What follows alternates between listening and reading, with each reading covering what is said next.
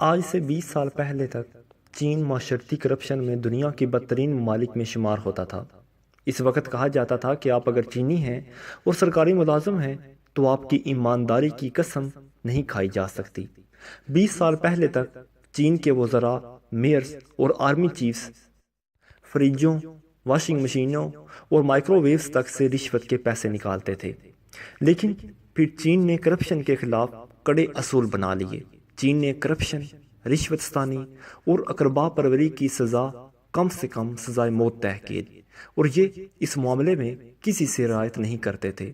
حکومت نے حکمران جماعت کمیونسٹ پارٹی کے 7 لاکھ کارکنوں کی تشویش کی اور ان میں سے 1.5 لاکھ کرپٹ کارکنوں کو پارٹی سے فارغ کر دیا گیا۔ حکومت نے کابینہ کے وزراء، بیجنگ اور شنگھائی کے میئرز اور فوج کے انتہائی اعلیٰ عہدیداران کو کرپشن ثابت ہونے پر گولی مار دی۔ یہ سلسلہ آج تک جاری ہے۔ ابھی چند دن پہلے چین کے ایک سابق ریلوے منسٹر کو کرپشن کی وجہ سے موت کی سزا دے دی گئی۔ سزائے موت سے قبل وہ 10 سال قید بھی کاٹیں گے۔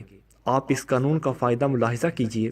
کرپشن کی وجہ سے چین میں اس کی دہائی تک تمام تر معاشی ترقی کے باوجود کوئی ارب پتی نہیں تھا، لیکن جب احتساب ہوا، کرپٹ لوگوں کو سزا ہوئی، تو آج چین میں 122 ارب پتی موجود ہیں، اور یہ تعداد امریکہ کے بعد دوسرے نمبر پر آتی ہے۔ دنیا میں ہر وہ قوم ختم ہو جاتی ہے جو کنفلکٹ کا شکار ہوتی ہے یا جس میں کرپشن عام ہو جاتی ہے، اور چین ان دونوں بیماریوں سے نکل گیا ہے۔ اس نے باہمی تنازع بھی ختم کر دیے ہیں اور کرپشن بھی۔ چین کے صوبے خنان میں کرپشن کے خلاف کچھ عرصہ قبل ایک قانون پاس ہوا۔ صوبائی حکومت نے تمام سرکاری ملازمین پر پابندی لگا دی۔ یہ کسی شخص سے برتھ ڈے گفٹ وصول نہیں کر سکتے۔ یہ پابندی اینٹی کرافٹ کمیشن نے لگائی ہے۔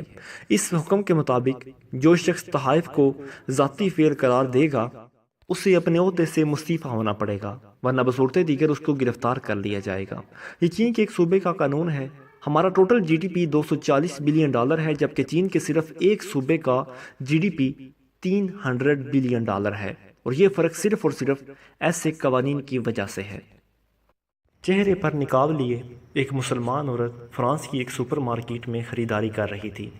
ٹرالی میں مطلوبہ سامان ڈالنے کے بعد وہ کیش کاؤنٹر کی طرف ادائیگی کے لیے بڑھی۔ چست لباس میں پہنے ہوئے سیلز گرل اپنے نقش و نگار سے عرب لگ رہی تھی۔ اس نے حجاب میں لپٹی عورت کو ایک حقارت سے دیکھا اور بڑبڑاتے ہوئے اس کا حساب لگانے لگی۔ وہ حجاب والی عورت خاموشی سے کھڑی تھی، لیکن اس کی خاموشی سیلز گرل کے لیے مزید جھنجھلاہٹ کا باعث بنی۔ وہ بولی، پہلے کیا کم مسائل ہیں فرانس میں؟ ہم مسلمانوں کے لیے روز ایک نئی مصیبت کھڑی ہوتی ہے۔ تمہارا یہ نقاب ہی تو ان مسائل کی جڑ ہے۔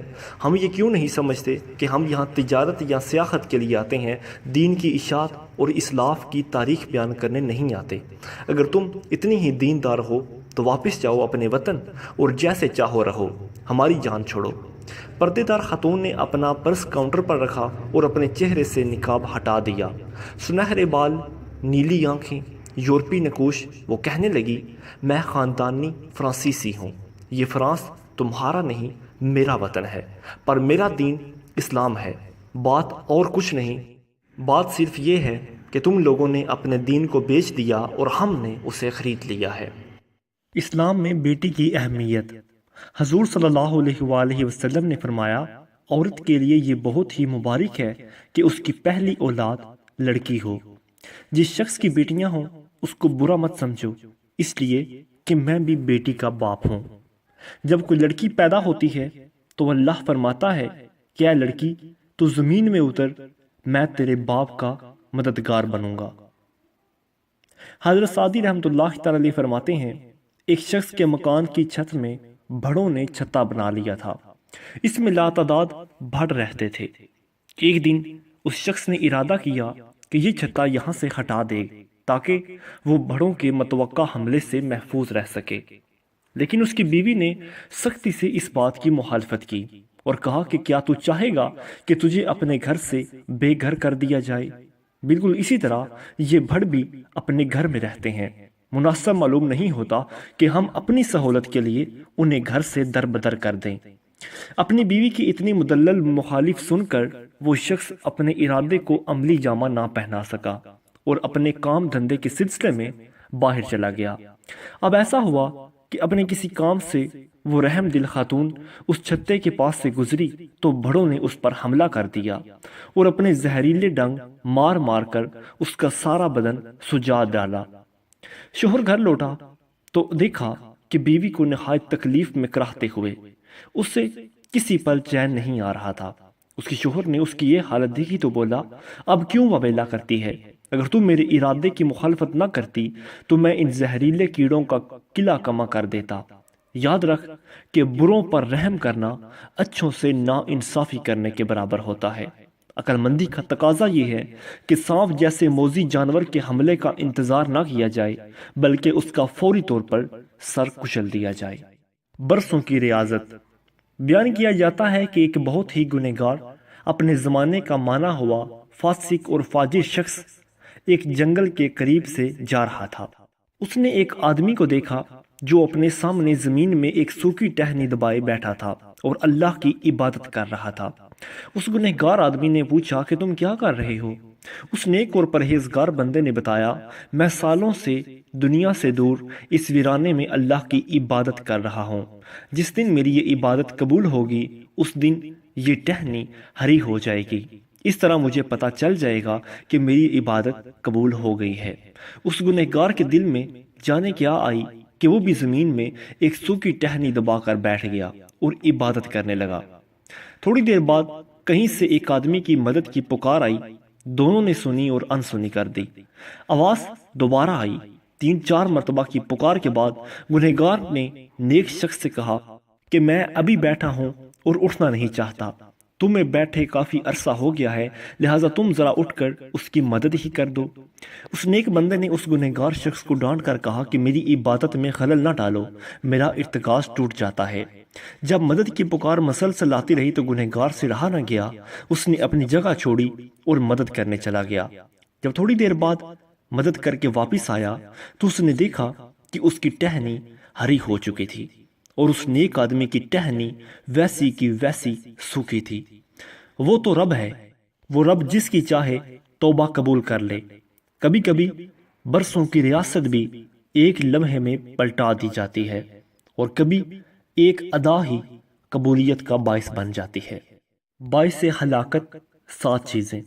حضرت ابو ہریرہ رضی اللہ تعالیٰ عنہ سے روایت ہے، حضور ختمی المرتبہ صلی اللہ علیہ وآلہ وسلم نے ارشاد فرمایا، 7 ایسی چیزوں سے بچو جو ہلاک کرنے والی ہیں۔ صحابہ کرام رضوان اللہ اجمعین نے عرض کیا، یا رسول اللہ صلی اللہ علیہ وآلہ وسلم وہ کون سی 7 چیزیں ہیں؟ آپ صلی اللہ علیہ وآلہ وسلم نے فرمایا، اللہ تعالیٰ کے ساتھ کسی کو شریک کرنا، جادو کرنا، ایسی جان کو ناحق مار ڈالنا جس کا مارنا اللہ تعالیٰ نے حرام فرما دیا، سود کھانا اور یتیم کا مال کھانا، جنگ کے روز پیٹھ دکھا کر بھاگنا اور بھولی بالی اور پاک دامن مسلمان عورتوں پر تہمت لگانا۔ بچوں میں جس وقت تمیز کے آثار ہوں اسی وقت سے ان کی دیکھ بھال رکھنی چاہیے۔ بچے میں سب سے پہلے غذا کی رغبت پیدا ہوتی ہے، اس لیے تعلیم کی ابتدا یہیں سے شروع ہونی چاہیے۔ اس کو سکھانا چاہیے کہ کھانے سے پہلے بسم اللہ پڑھ لیا کرے۔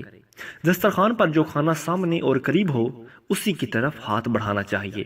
ساتھ کھانے والوں پر سبقت نہ کرے، کھانے کی طرف یا کھانے والوں کی طرف نظر نہ جمائے، جلد از جلد نہ کھائے، نوالا اچھی طرح چبائے، ہاتھ اور کپڑا کھانے میں آلودہ نہ ہونے پائے، زیادہ کھانے کو مایوب ثابت کیا جائے، کم کھانا، معمولی کھانے پر اکتفا کرنا، دوسروں کو کھلا دینا، ان اوصاف کی خوبی بچوں کے دل میں بٹھانی چاہیے۔